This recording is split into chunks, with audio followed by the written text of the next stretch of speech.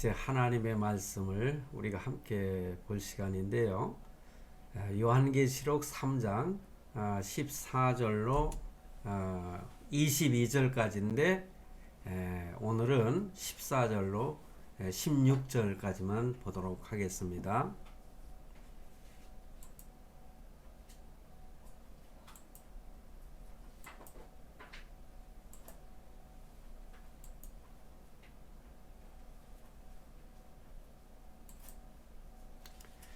자, 14절 말씀입니다. 라오디게아 교회의 사자에게 편지하라. 아멘이시요 충성되고 참된 증인이시요 하나님의 창조의 근본이시니가 이르시되 15절 내가 내 행위를 아노니 내가 차지도 아니하고 뜨겁지도 아니하도다. 내가 차든지 뜨겁든지 하기를 원하노라. 16절 내가 이같이 미지근하여 뜨겁지도 아니하고 차지도 아니하니 내 입에서 너를 토하여 버리리라. 아멘. 자, 오늘 말씀은 14절로 이 16절 말씀을 중심으로 해서 말씀을 증거하도록 하겠습니다. 그래서 요한계시록 강해 설교 30번째인데요. 오늘은 아시아 7교회 중에서 마지막 교회 라오디게아 교회에 대해서 말씀을 드리도록 하겠습니다.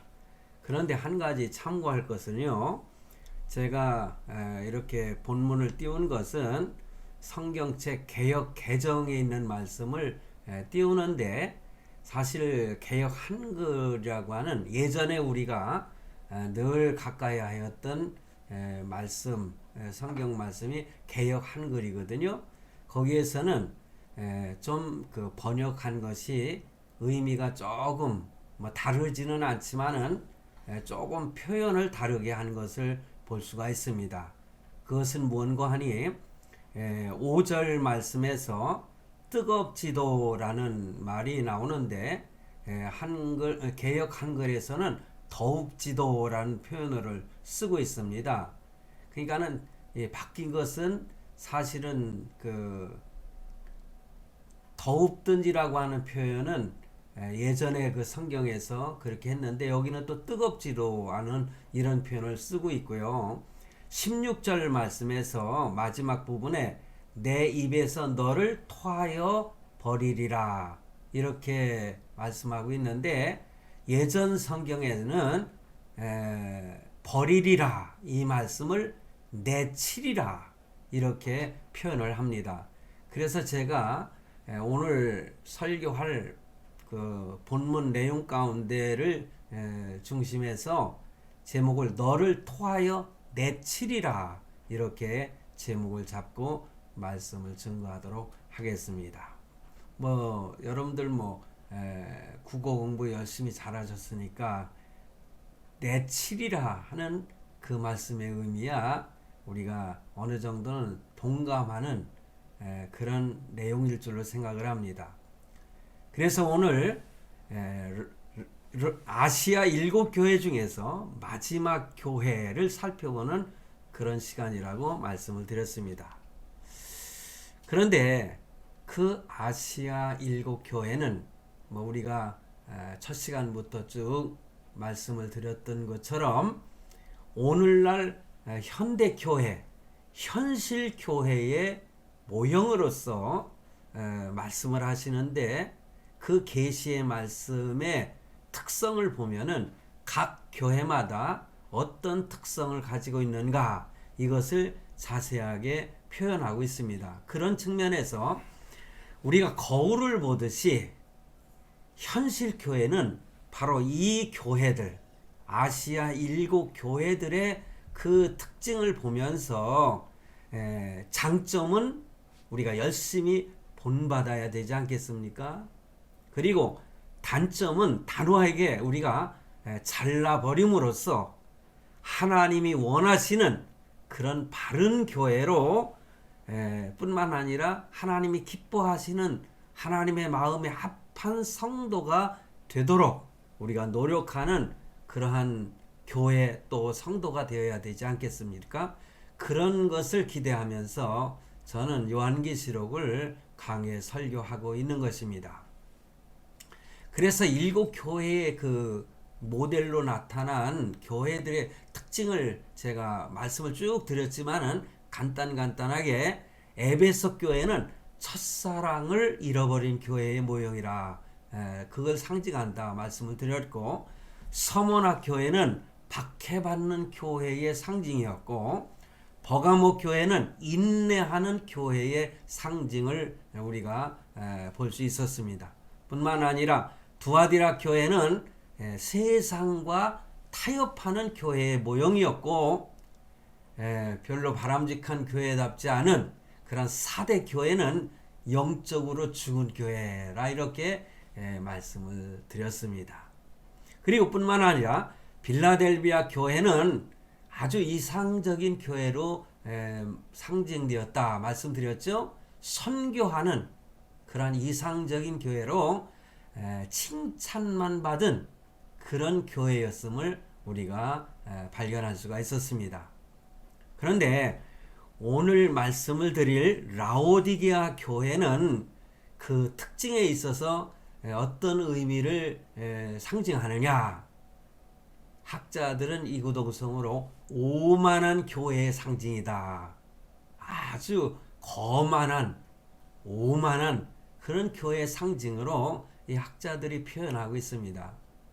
뭐 이제 계속 내용을 우리가 살펴보면은 알겠습니다만은 어쩌면은요 오늘날 우리의 교회들의 모습이 아닌가 그런 생각도 하게 됩니다.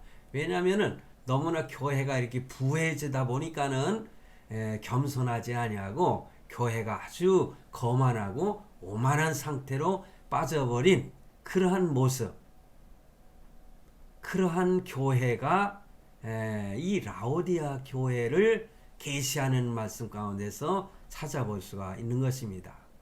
그런데 특히 강조하는 부분이 있습니다. 그것은요, 그 신앙생활이 있어서 뜨거운 열정이 없는 아주 미지근한 그런 교회의 모습을 라오디게아 교회에서 발견하게 되는 것입니다. 그러므로 주님은 뭐라고 말씀하셨는가 하니 차지도 않고 덥지도 아니하다. 더웁지도 아니하다. 뜨겁지도 아니하다. 그래서 내 입에서 토하여 내치리라. 이렇게 말씀하고 있는 것입니다. 바로 이 교회는 또 한 특징이 있어요. 그건 뭐냐? 7교회 중에서 칭찬이 하나도 없는 교회입니다. 그러니까 책망만 받은 교회의 모습이 이 라오디게아 교회의 모습입니다. 뭐 칭찬만 받는 교회가 있었죠. 빌라델비아 교회 같은.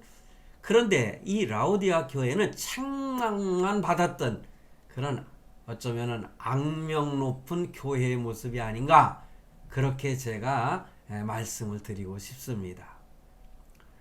그런데 왜 이런 교회가 되었는가?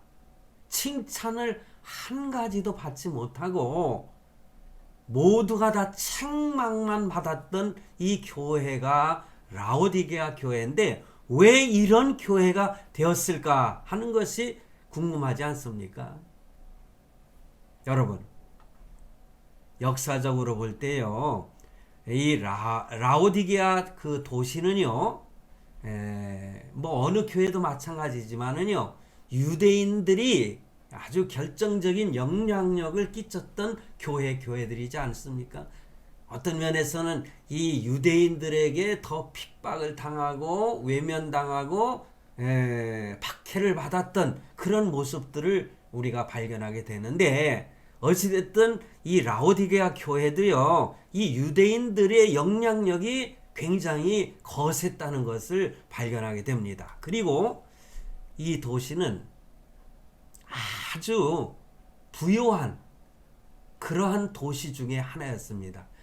다른 지역도 부요한 그러한 도시들이 있었고 교회들도 부요함을 마음껏 누리고 그랬지만은 특별히 이 라오디게아 교회는 이 라오디게아 도시가 워낙 부요한 도시였고 그렇기 때문에 물질적으로 굉장히 풍요를 누리면서 좀 세상에 대해서 오만하고 거만한 그러한 교회가 되지 않았나 그런 생각을 하게 되는 것입니다. 그래서 의류 이 옷이 있지 않습니까? 이 의류 제조업의 중심지였고 특히 양모가 아주 유명했던 도시였습니다. 양모 여러분들 아시죠? 양의 털로다가 이렇게 만드는.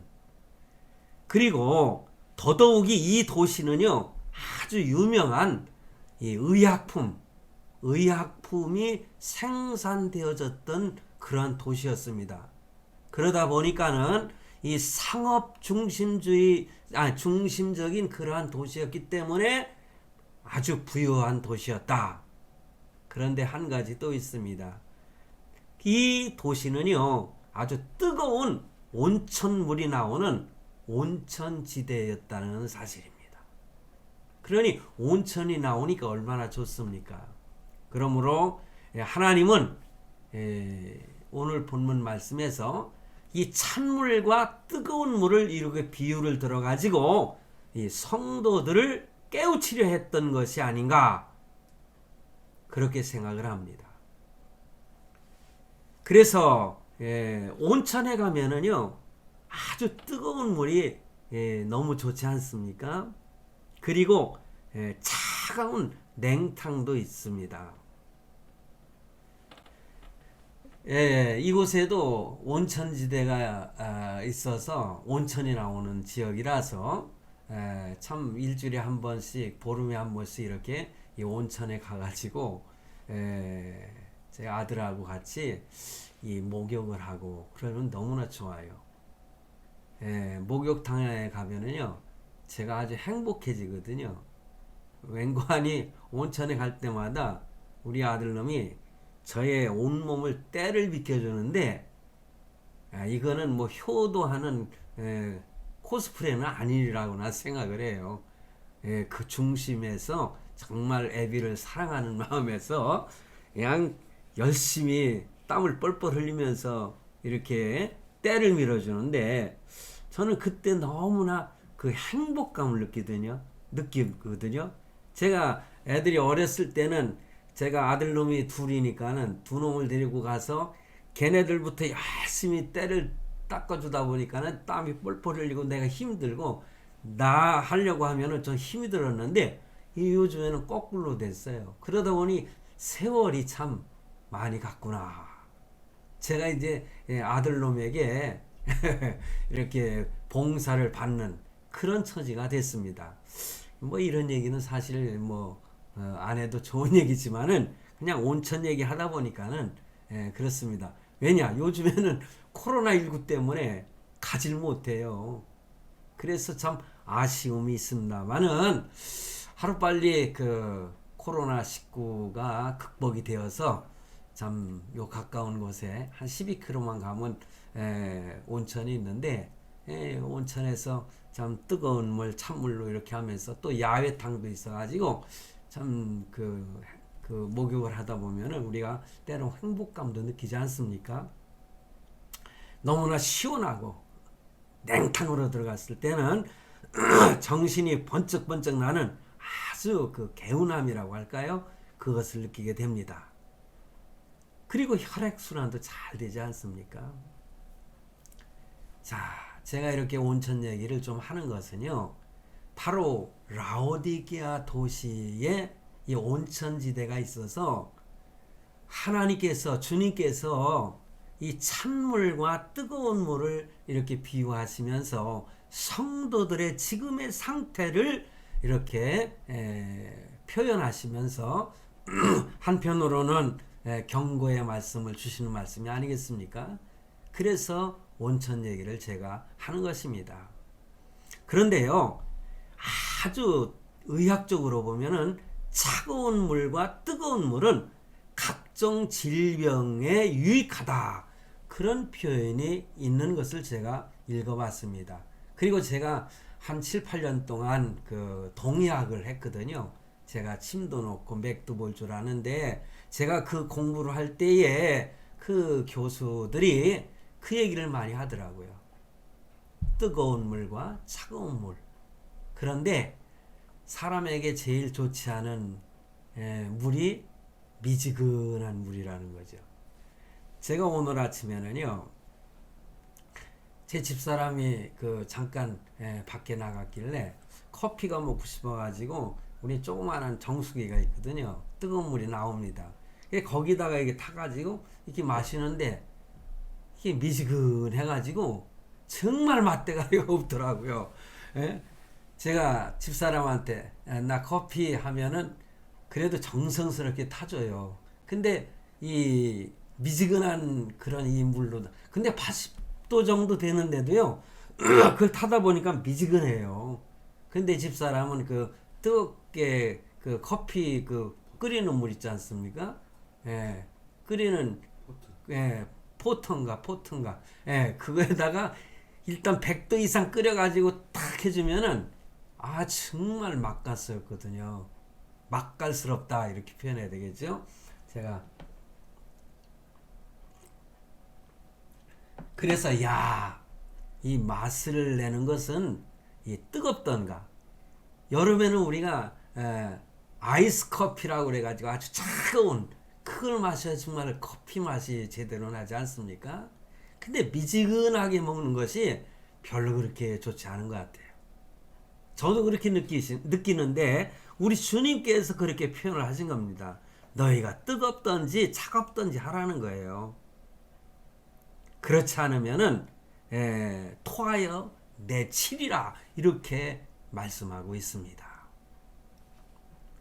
미지근한 물은 우리에게 별 유익이 없다 이렇게 의학적으로도 표현을 하고 있습니다. 여러분, 우리의 신앙생활도 마찬가지인 겁니다.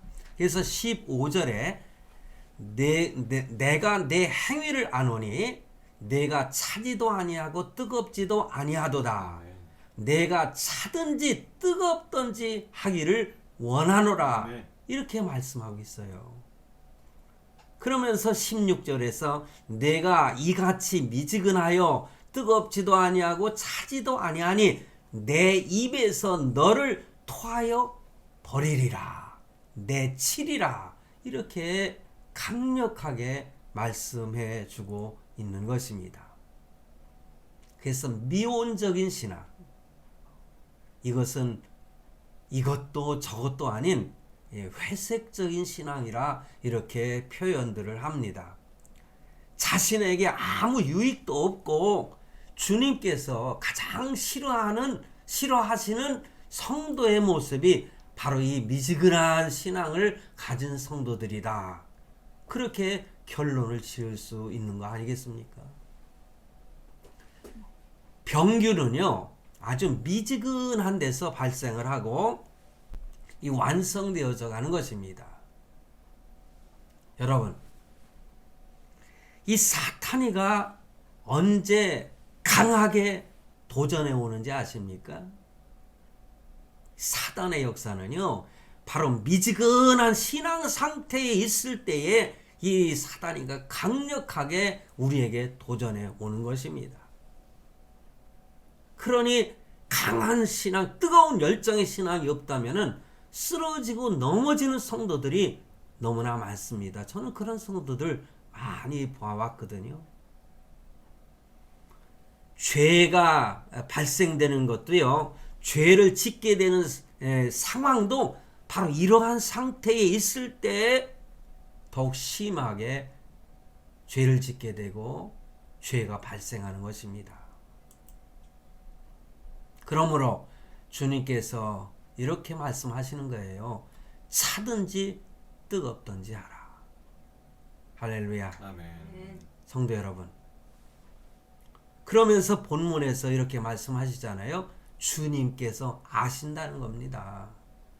우리가 사람은 속일 수가 있어도요, 결코 하나님은 속일 수가 없어요. 왜냐? 우리 하나님은요, 내가 알지 못하는 깊은 내면의 죄까지 내가 기억도 못하고 결코 기억하려고 해도 생각나지 않는 그 우리의 심령 속 깊은 곳에 깨닫지 못하는 그곳까지도 우리 주님께서는 알고 계시고 밝히 보고 있다는 사실, 우리는 잊어서는 안 됩니다.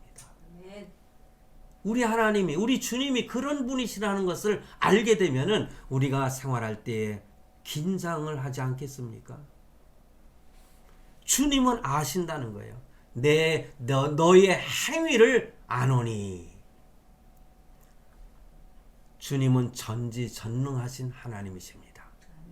하나님은 결코 속일 수가 없는 분입니다. 우리가 하나님 앞에 서면은 우리가 자꾸 작아지는 게 뭡니까?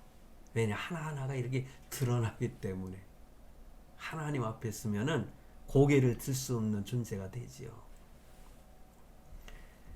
그러니 마지막 백보자 심판대 앞에 우리가 서게 된다면은 우리의 실체가 다 드러나게 되는 거예요. 주님 앞에.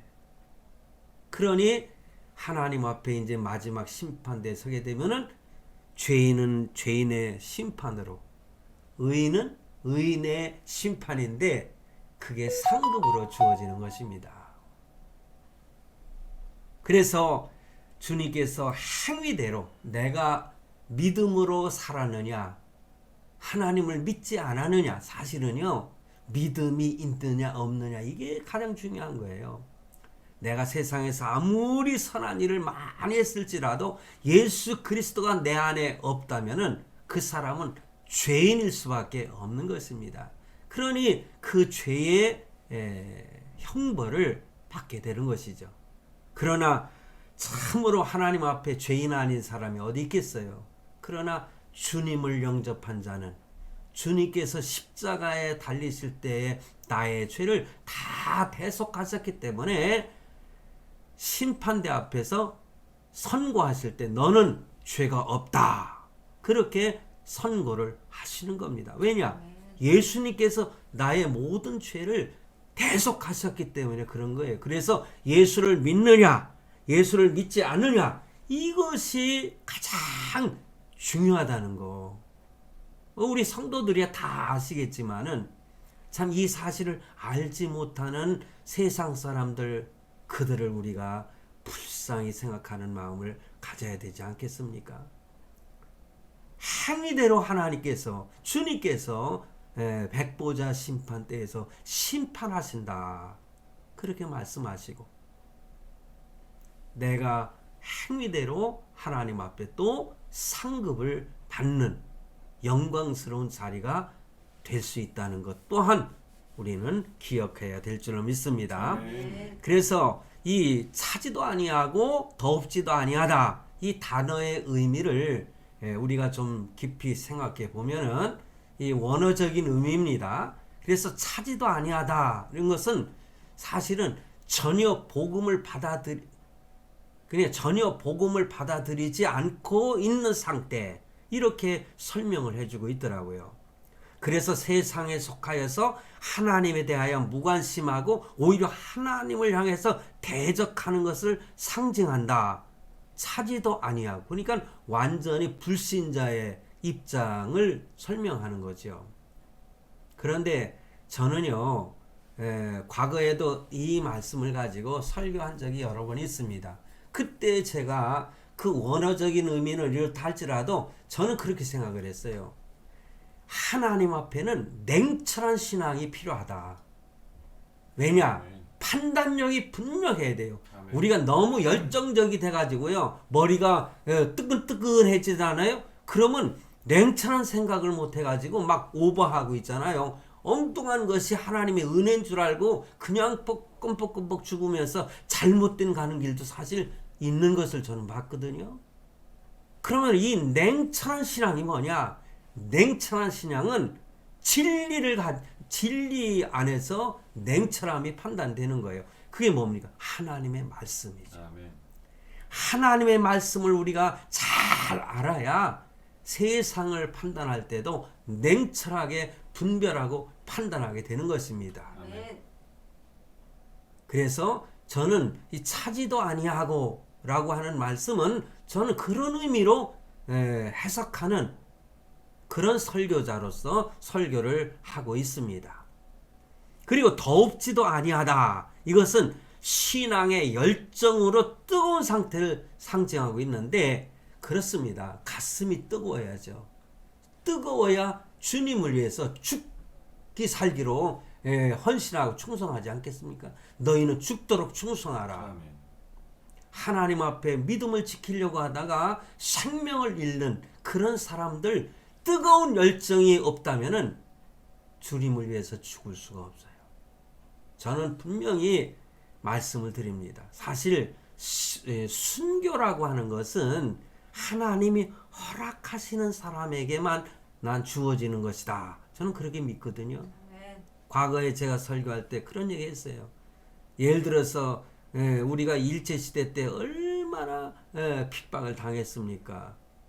그 내용을 보면은 저는 그 일제시대 때 그 예수 믿는다 고문을 당할 때에 그 인조 아주 가느다란 그런 실로다가 이 허벅지를 갖다가 쓱쓱 이렇게 밀었다는 거예요. 그러면 피가 나면서 칼로 잘려지는 것처럼 잘려 들어간다는 거예요. 그 고통이 얼마나 심하겠습니까? 그래 내가 예수 그리스도를 부인하면은 용서해 주겠다. 그런 예화는 많지 않습니까?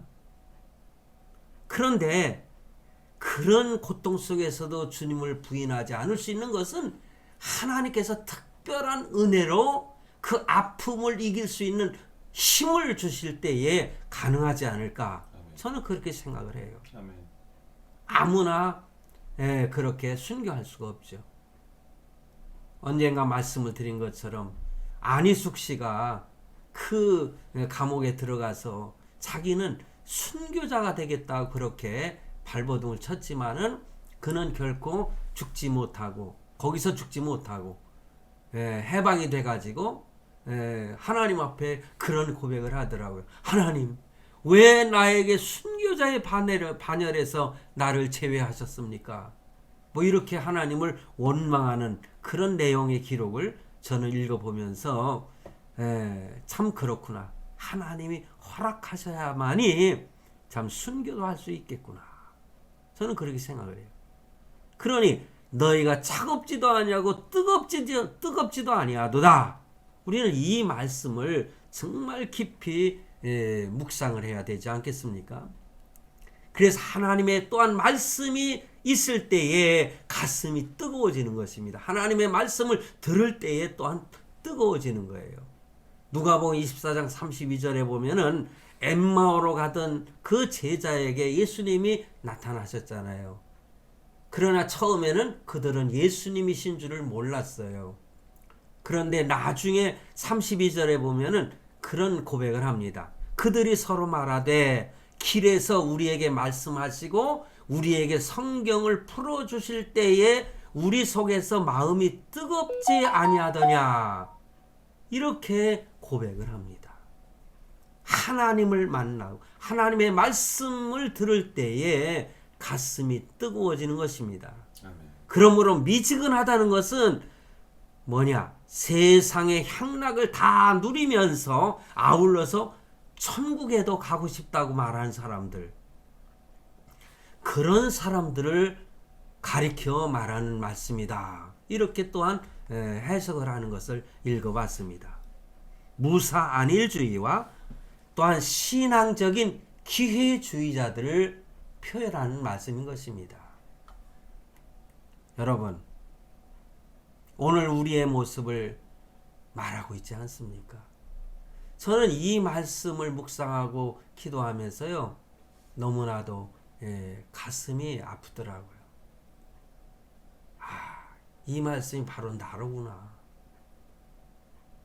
내가 참 뜨겁지도 못하고 참 차갑지도 못한 그런 때가 종종 있지 않았나. 미지근한 상태로 그냥 가고 있는 것이 아닌가. 그러면서 하나님께 회개하는 마음을 가졌습니다. 바로 이것이야말로 오늘날 전형적인 미지근한 성도의 모습이 아니겠습니까? 여러분은 어떻게 생각하세요? 여러분들 자신의 가슴에 이렇게 손을 얹고 한번 묵상을 해보시기 바랍니다. 아, 이 말씀이 나를 향해서 하는 말씀이로구나. 나를 책망하시는 말씀이로구나. 만약에 이렇게 깨달음이 있다면 그분은 참 복된 성도라고 저는 생각을 합니다. 예, 오늘 말씀을 제가 간단히 요약을 한다면은 좀 더 설명을 하면서 말씀을 드리려면은 이 부패적인 요소의 상태가 바로 미지근한 성도의 모습이다. 그거예요. 그러니까 뜨거움과 차가운 상태가 아닌 부패할 수밖에 없는 상태의 그런 데가 바로 이제 부패되는 것이 뭡니까? 이 더러운 것이 병균이 들어가서 부패시키는 거 아니겠습니까? 기회주의적 회색 상태, 이 중간에서 머뭇거리는 다리 하나는 뭡니까? 세상에다 딱 걸쳐놓고 또 다리 하나는 하나님 편에 딱 걸쳐놓는 이 회색적인. 그런데 저는요 과거에 그 책을 읽을 때 황순원 씨가 그 쓴 책을 읽다가 재미있는 내용을 지금도 기억을 합니다. 제가 그때 중학교 때인가 제가 읽었던 건데요. 거기 보면은요 사람의 마음의 상태를 아주 재미있게 표현을 했어요. 어떤 사람이요 길을 가다가 보니까는 그 웅덩이가 아니라 이렇게 더러운 그 시궁창처럼 되어 있는 그런 물이 흘러가는 그 또랑물을 갖다 만났다는 거예요. 그런데 요 정도면은 내가 뛰어서 넘을 수가 있겠구나. 그래가지고 뒤로 이렇게 갔다가 막 달려서 퍽쩍 뛰었는데요. 아차, 그냥 조금만 더 멀리 뛰었으면은 살짝 넘어가는데 그게 부족해가지고 다리 하나가 들어온 시궁창물에 빠졌다는 거예요. 그러니까 그러면서 시궁창에 더러운 물이 묻은 그 다리를 꺼내면서 어디 뭐 씻을 데가 없으니까 그냥 길을 가다가 또 그와 비슷한 또랑물을 만났는데 더러운 물인데 그 사람이 이렇게 생각을 했답니다. 이왕 베린 몸 그냥 걸어가자. 그러면서 첨부덩 더러운 물을 걸어가더랍니다. 자, 이게 무슨 예화입니까?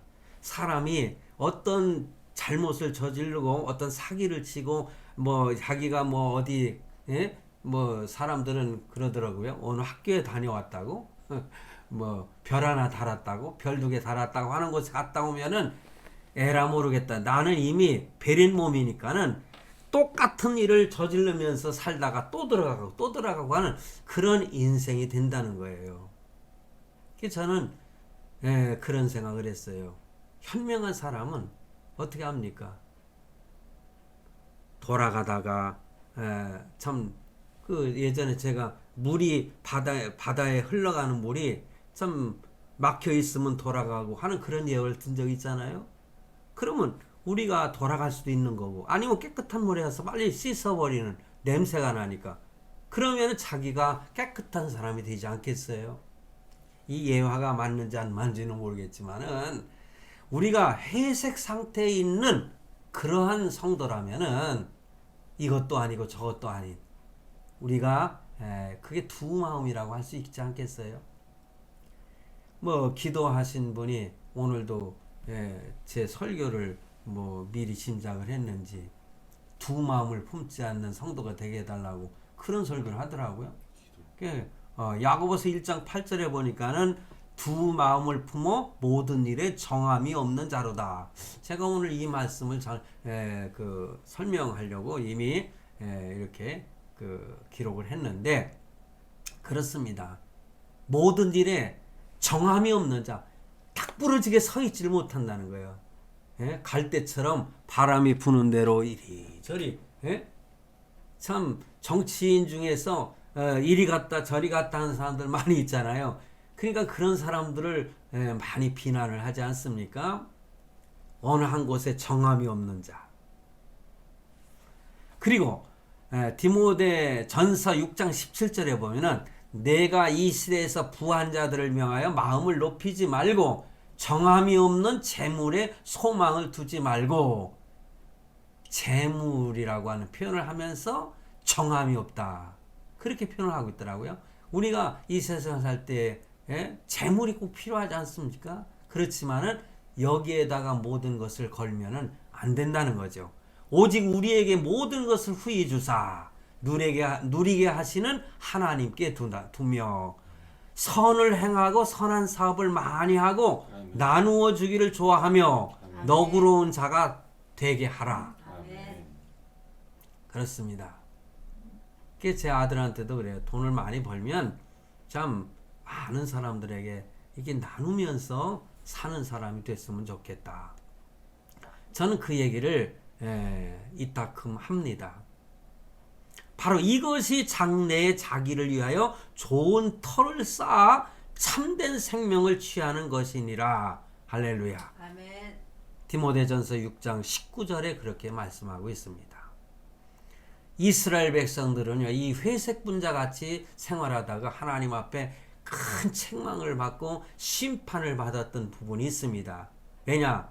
그 이스라엘 백성들이 하나님과 바알이라고 하는 그 우상 앞에서 이 왔다리 갔다리 하다가 머뭇거리다가 결국은 심판을 받았던 일이 성경에 기록되어 있지 않습니까?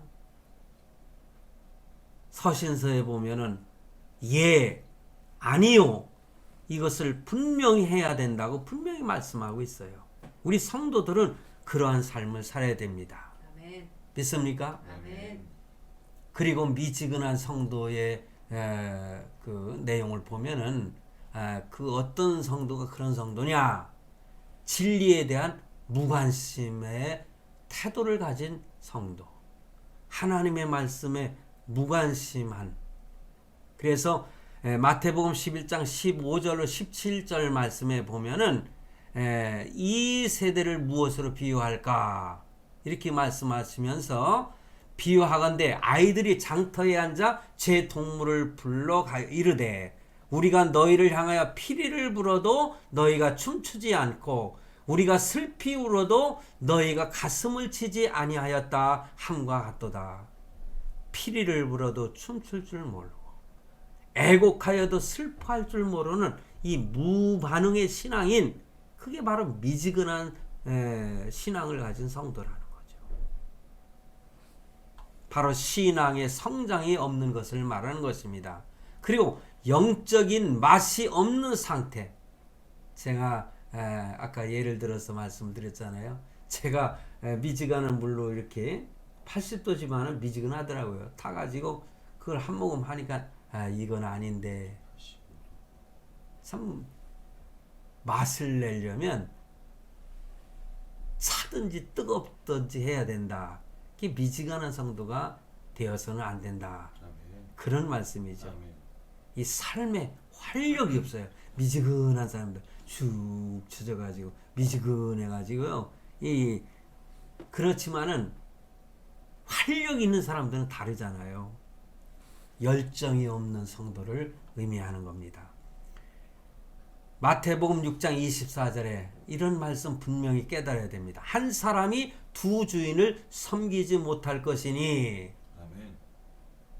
한 사람이 두 주인을 섬길 수 없다는 거예요. 혹 이를 미워하고 저를 사랑하거나 혹 이를 중히 여기고 저를 경히 여김이라. 너희가 하나님과 재물을 겸하여 섬기지 못하느니라. 아멘. 그렇습니다. 우리가 재물을 섬길 수는 없죠. 재물을 섬기는. 그런데요, 재물로다가 사람들을 얼마나 현혹하고 유혹하고 넘어뜨리는지 몰라요. 우리가 물질은 분명히 필요하지만은 하나님의 영광을 위해서, 하나님의 나라 확장을 위해서 하나님이 주신 것이다. 그렇게 믿으시기를 바랍니다. 아멘. 주님은 바로 이렇지 못한 양다리 걸치는 그러한 성도들, 미지근한 성도들 주님이 뭐라고 해요? 역겹다고 말씀을 하시고 토하여 내치리라고 말씀하고 있습니다. 그리고 본문 19절에 보면은 물은, 오늘 제가 읽어드리지는 않았습니다. 19절 보면 물은 내가 사랑하는 자를 책망하여 징계하노니 그러므로 내가 열심을 내라. 그리고 회개하라. 아멘. 아멘. 그래서 오늘 말씀을 저는 결론을 맺는 것은 그래요. 미지근한 성도가 되지 말라는 말씀이지만은 저는 결론을 다르게 냅니다. 뭐냐? 미지근한 상태에 있었다면은 이 묵상하면서 결론이 나오더라고요. 오늘 19절의 말씀이에요. 회개하라는 주님의 의도가 담긴 말씀이다. 아멘.